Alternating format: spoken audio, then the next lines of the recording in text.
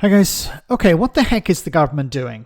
So Robert Jenrick and a few members of Reform UK have been banging on for ages for data on how many crimes are committed by immigrants.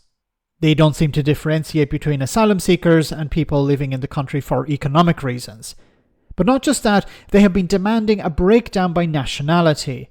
Now Yvette Cooper is responding, how high, to the far right's request for her to jump. Commentator James O'Brien asked the question in a sort of naive way, why is the government doing this? I believe there are two possible reasons, but first let's have a listen to his hypothesis.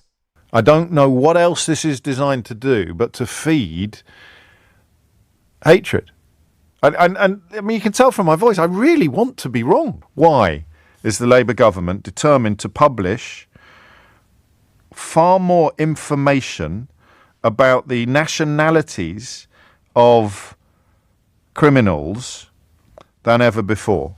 And you can come at this from whatever angle you want. You can, and I honestly don't think you will, because I can't see that you could. Explain to me why this isn't as unpleasant as it appears. And what are we supposed to do with the information? So if we discover that Poles commit more crimes than, I don't know, Spaniards, are we supposed to treat Poles and Spaniards differently? What am I supposed to do with this information? It's not ethnicity, it's nationality. So, I mean, are they going to publish the fact that the massive majority of crimes committed in this country are committed by non-foreigners? Just in terms of simple statistics, that's not an opinion, it's counting. Are we going to start having conversations about the white middle class and the white working class and their peculiar proclivity for certain kinds of crimes? What else is the reasoning behind it? Okay, he makes a valid point. Are you going to put the UK at the top of the list and then all the other countries down, down to the bottom?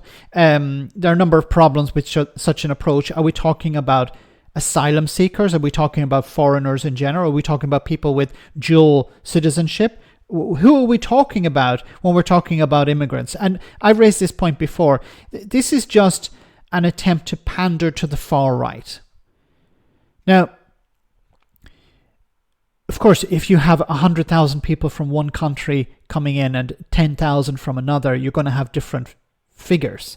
So the whole approach to this is nonsensical.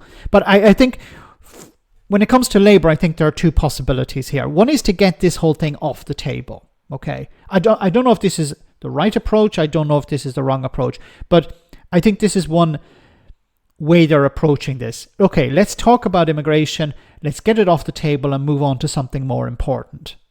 So let's deny these individuals like Jenrick or Kemi Badenoch or others the ability to use this as an issue. So this could be an approach. I don't know whether it will work, because the second point is Farage, Jenrick and others are never satisfied. So maybe the government's approach to this is, well, look, what we'll do is we'll give them something and then they'll be quiet. No, it doesn't work like that. Nigel Farage will never shut up about immigration. Robert Jenrick has realised, here's an opportunity for me to become leader of the Conservative Party by constantly banging on about immigration, talking about how immigrants are the problem. We need to deport as many as possible. He's trying to out Farage. So he will never be satisfied. He can't be satisfied because he lives on that. You're taking away his oxygen if you do that. So they will not be happy. So there's nothing you can do for Farage or Jenrick or Kemi Badenoch when it comes to immigration. They will never be satisfied. But maybe the other approach, let's deal with this now, get it off the table and move on. That will work to a certain extent, but once again, these people will not be happy, and they have friends in the media who will keep banging on about immigration, and they will demand more. They will not be satisfied. They will always demand more. So you will never feed this beast.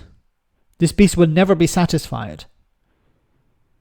Now, it could be an approach of, let's just use immigrants as a distraction.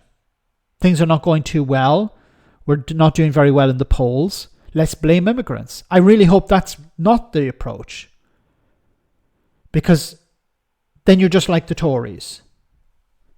Let me know in the comment section, guys, what you think. As always, your comments are greatly appreciated. Thanks a lot.